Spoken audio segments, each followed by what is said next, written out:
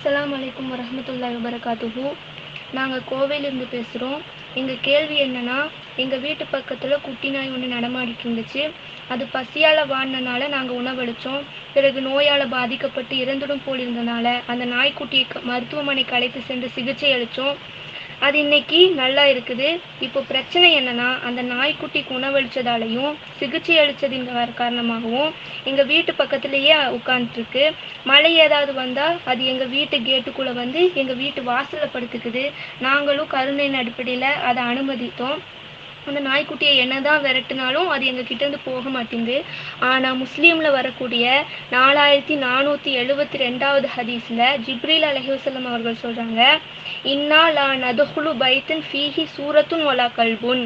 வானவர்களாகிய நாங்கள் நாயும் உருவப்படமும் உள்ள வீட்டிற்குள் நுழைய மாட்டோம் அப்படின்னு ஜிப்ரீல் அலைஹிவஸல்லம் அவங்களே சொல்லி காட்டுறாங்க.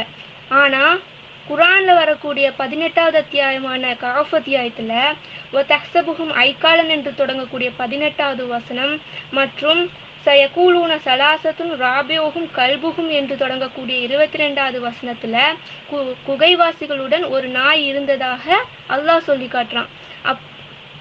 இன்னும் புகாரில் வரக்கூடிய 6009வது ஹதீஸில் ஒரு மனிதர் ஒரு நாயின் தாகத்திற்கு தண்ணீர் கொடுத்ததால அவர் சொர்க்கத்திற்கு சென்றார் அப்படின்னு ஒரு ஹதீஸ் வருது.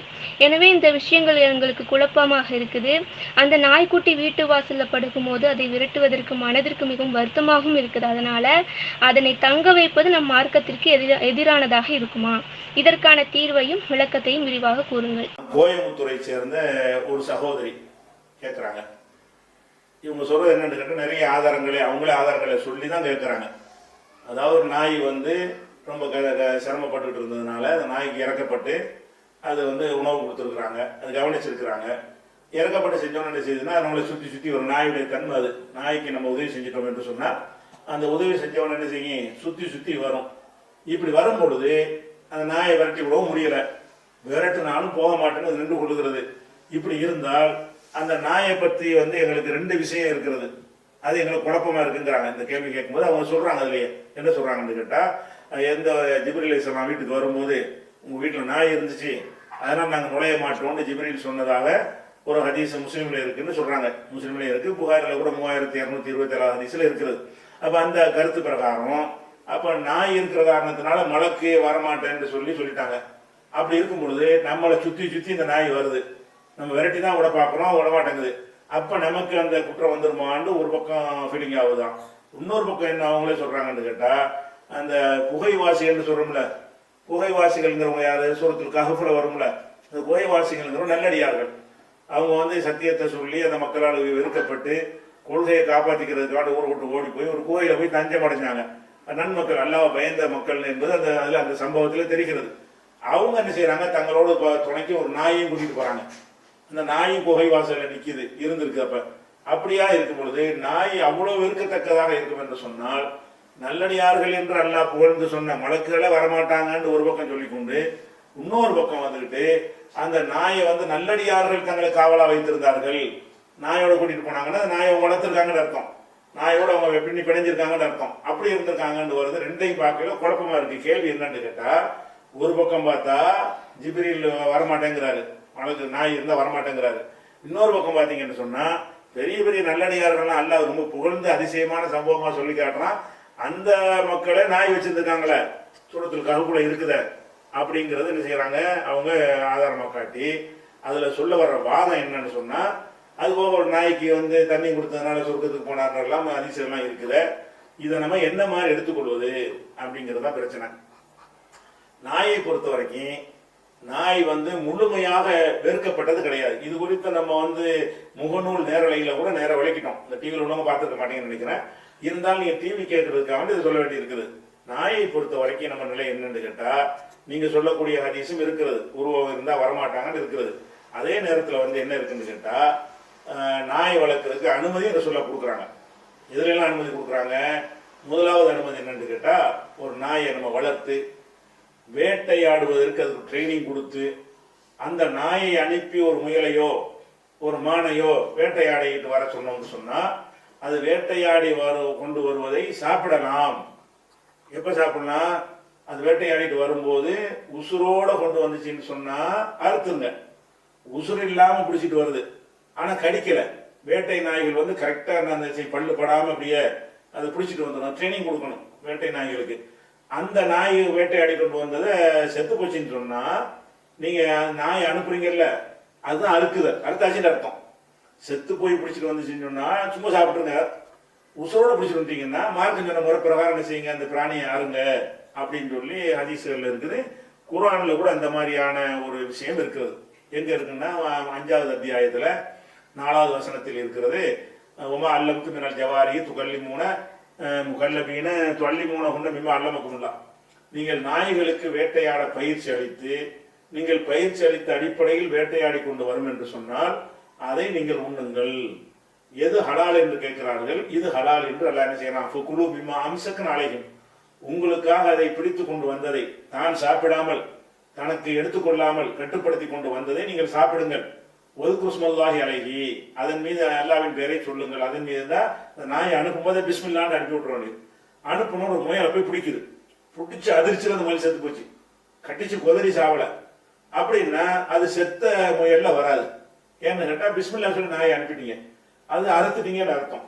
அதுக்கு பிறகு உசுரோட பிடிச்சி வந்துச்சுன்னு சொன்னா அருங்க, உசுர் இல்லாம பிடிச்சிட்டு வந்தா சாப்பிடுங்கிறாங்களா.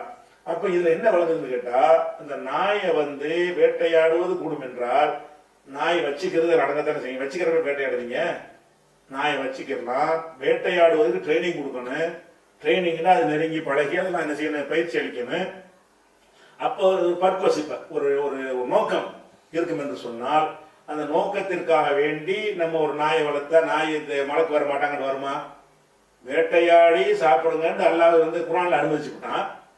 அப்ப அந்த அந்த பர்பஸ்க்காக நான் ஒரு நாயை வீட்டு வாசல்ல கட்டி போட்டுருக்கிறேன், அதை நான் வேட்டையாடுறதுக்கு பயன்படுத்துவேன். இப்ப என் வீட்டுக்கு மலைக்கு வர மாட்டாங்கன்னு சொல்ல முடியுமா? மலைக்கு வராத ஒரு விஷயத்துக்கு அல்லாஹ் வந்து அனுமதி கொடுப்பான்? வேட்டையாடி நாயை வச்சு நான் வேட்டையாடி கூடாதீங்க, பெரிய டேஞ்சர்னு அல்லாஹ் சொல்லாம நாய் வேட்டையாடினால் நீங்கள் சாப்பிடுங்கள்னு சொல்றான். ஆனா நீங்க ட்ரைனிங் கொடுக்கணும். சும்மா தின்னுட்டு வந்துடுறது, பாதியை தின்ட்டு பாதியை கொண்டாந்து தரோம். அப்படி இல்லாம உசுரோட முழுசா கொண்டு வந்தா சாப்பிடுங்கிறான்ல. அப்ப சாப்பிடுங்கன்னு சொல்லுவதில் என்னவோ அடங்கி இருக்குது. அந்த நாயை நம்ம வச்சுக்கலாம், அது பயிற்சி கொடுக்கலாம். பயிற்சி கொடுக்குற நேரம் நம்ம வீட்டு வாசல்ல தான் கட்டி போட்டு வச்சிருப்போம், கட்டி போட்டோம், சும்மா வச்சிருப்போம். போகும்போது கட்டி கூட்டிட்டு போவோம். அப்ப அது வாசல்ல நிற்கும் பொழுது மலைக்கு வரமாட்டாங்கன்ற அர்த்தமா இருக்குமா? அது கொடுக்க முடியுமா? மலைக்கு வரமாட்டாங்கிற ஹதீஸ் இருக்குது. அது என்ன அர்த்தத்தில் புரிந்து கொள்வது? இதுக்கு இல்லைன்னு புரிந்து கொள்ளணும். எதுக்கு இல்ல? வேட்டை நோக்கத்திற்கு நீங்க வைத்தீர்களே ஆனால் அது வந்து கிடையாது. இது வந்து வந்து ஹதீஸ்ல குர்ஆன்ல இருக்குது. அது மாதிரி வந்து ஹதீஸ்லயும் அப்படி இருக்குது. புகார்ல 5475 வந்து ஒரு வேட்டையாடிட்டு வந்து ஒரு பிடிச்சிருச்சு நாய், நல்லா சாப்பிடுங்க. அதே ரசூலுல்லாஹ் தான் அதையும் சொல்றாங்க. அந்த நாயோட இன்னொரு நாய் நின்றுச்சுன்னு சொன்னா எந்த நாய் வேட்டையாடி தெரியலன்னா சாப்பிடாதீங்க. நீங்க வேட்டையாட ஒரு நாய் அனுப்புறீங்க, பிடிச்சி தூக்கி போட்டுருச்சு, முயல் செத்து கிடக்குது, கிட்ட போறீங்க, இன்னொரு நாய் நிக்குது. அப்ப அந்த நாய் கடிச்சிருந்துச்சுன்னு சொன்னா, பிடிச்சிருந்துச்சுன்னா அது நம்ம பிஸ்மில்லா சொல்லி அனுப்பல. உங்க நாய் தான் அது பிடிச்சி உறுதி தெரியல, சாப்பிடாதீங்க. இப்படி எல்லாம் விலைக்கு ரசூலுல்லாஹ் என்ன செய்யறாங்க, சொல்லி காட்டுறாங்க. இது புகாரில் 5475 பார்க்கிறோம். அப்ப நம்ம என்ன செய்யணும், உருவம் படமும் நாயும் இருக்கிற வீட்டுக்கு மலைக்கு வரமாட்டாங்கன்னு சொன்னா இந்த நாய்க்கு பொருந்தாது அப்படின்ட்டு விளங்கிக் கொள்ளணும். அதே மாதிரி என்ன விளங்கிக்கணும்னு கேட்டா, அந்த நாய் கூடாதுன்னு ரசூலுல்லாஹ் சொல்லும் பொழுது என்ன செய்யறான், யார் ஒருத்த நாய் வளர்க்குறானோ அவனுடைய அமல்களில் தினசரி ஒரு கீராத்துல ஒரு கேரட் அதெல்லாம் அவருடைய கணக்கில் ஏதோ கணக்கு வச்சிருப்பான் பொழுது அந்த அளவுக்கு அவனுடைய நன்மை குறையும். புகாரில் 2322வது ஹதீஸில் இருக்குது.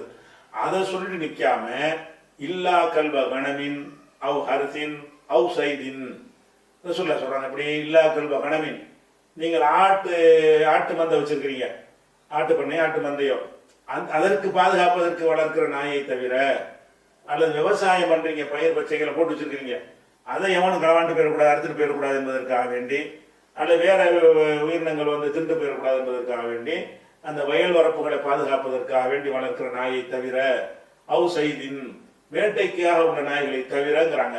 அப்ப நாய் வளர்க்கறது கூடாது, கூலிலாம் குறைஞ்சு போயிருந்தாலும் நம்ம வீட்டில் கோழி வளர்ப்போம், ஒரு 50 கோழி வச்சு வளர்ப்போம். கோழியை வந்து மரணாயி அதை பிடிச்சிட்டு போயிடும். அப்படி இருந்தோம்னு சொன்னால் அதுக்கு பாதுகாப்புக்காக வேண்டி நம்ம ஒரு நாயை வளர்த்தோம் என்று சொன்னால் அது என்ன செய்யும், வாசல்லாம் நிற்கும். அப்போ ஒரு பாதுகாப்புக்காக வேண்டி வளர்க்கும் பொழுது அது வந்து வழக்குகள் வரமாட்டாங்கன்னு வராது. ஏன்னா அல்ல அனுமதிச்ச ஒன்று இப்படி வராமல் இருப்பாங்க. இந்த விஷயத்தை அல்லாஹ்வுடைய ரசூல் அனுமதிச்சுட்டாங்கல்ல. அனுமதித்த ஒரு விஷயத்துல வந்துட்டு என்ன செய்யக்கூடாது, அதை கொண்டாந்து பொருத்தக்கூடாது. அது இருக்குது. சும்மா எதுக்குன்னு கேட்டா, சும்மா எந்த ஒரு தேவையும் இல்லாம அவசியம் இல்லாம நாயை வந்து ஒரு புள்ள மாதிரி வளர்த்து வீட்டுக்குள்ள வச்சு பெட்ல படுக்க போட்டுக்கிட்டு மனுஷனுக்கு கொடுக்குற உணவை விட சிறந்த உணவை கொடுத்து அந்த மாதிரி கொஞ்சம் முத்தம் கொன்றது அப்படி அந்த மாதிரி எல்லாம் இருக்கக்கூடிய ஒரு ஜென்மங்கள், மனிதனை கவனிக்காத ஜென்மங்கள்லாம் இருக்கிறார்கள். அவர்கள் விஷயமாக மாறி உள்ளதுக்கு தான் அது பொருந்துமே தவிர, ஒரு தேவைக்கு ஒரு பாதுகாப்புக்கு செஞ்சீங்கன்னு சொன்னா அது வந்து கூடும் என்பதை இந்த ஹதீஸில் நமக்கு விளங்குறது. இது உதாரணத்துக்கு சொல்லிட்டாங்க. அதுக்கு மட்டும் தானே பொருந்து.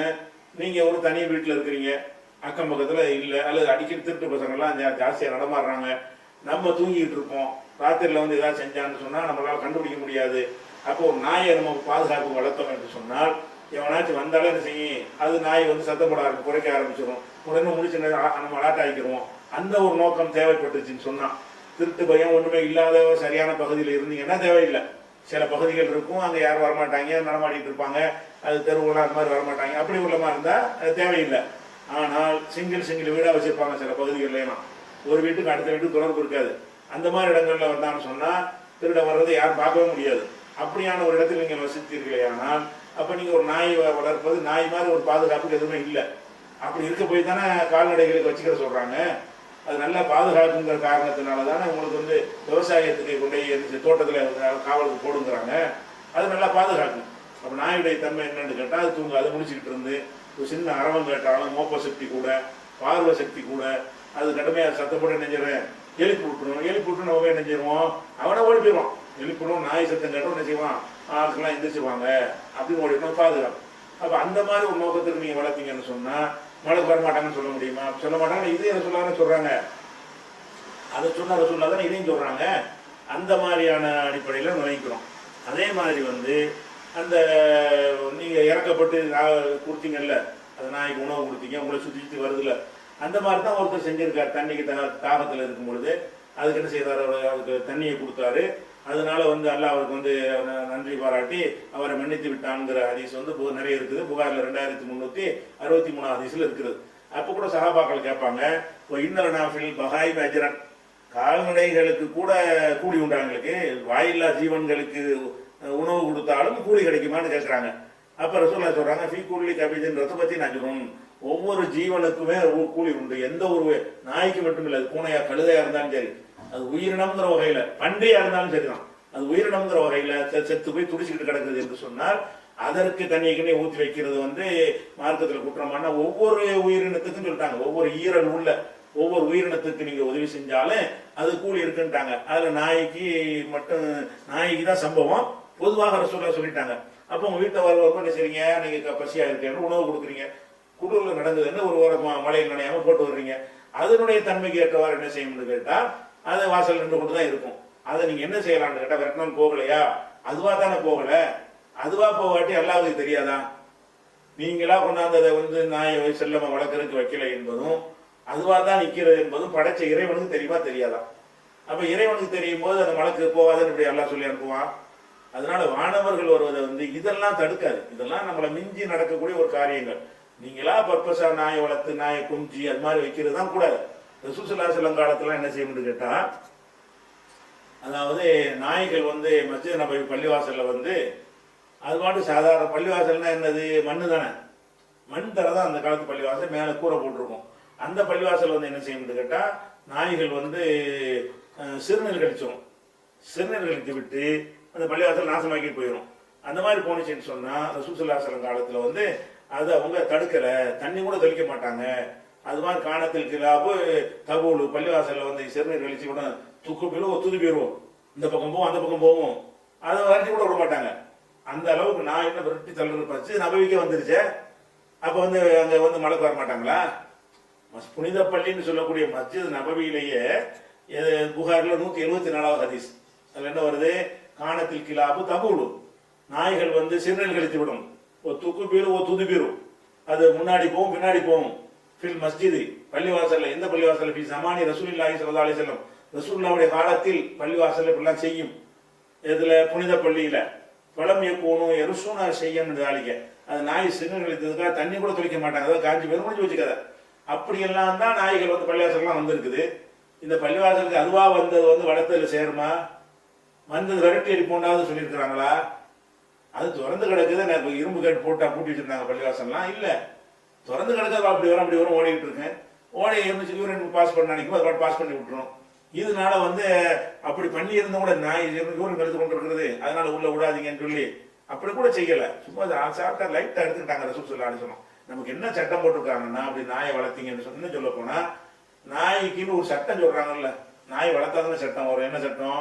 நாய் உங்க பாத்திரத்துல வாய் வச்சுச்சுங்கன்னா 7 முறை கழுவுங்கிறாங்க. அது முன்னாடி நமக்கு சட்டம். யூரின் பண்ணது கூட கழுவ சொல்லல. அது வந்து நாய் வாய் வச்சுச்சுன்னா என்ன செய்யுங்க, 7 தடவை அதை வச்சு கழுவுங்க அப்படிங்கிறாங்க.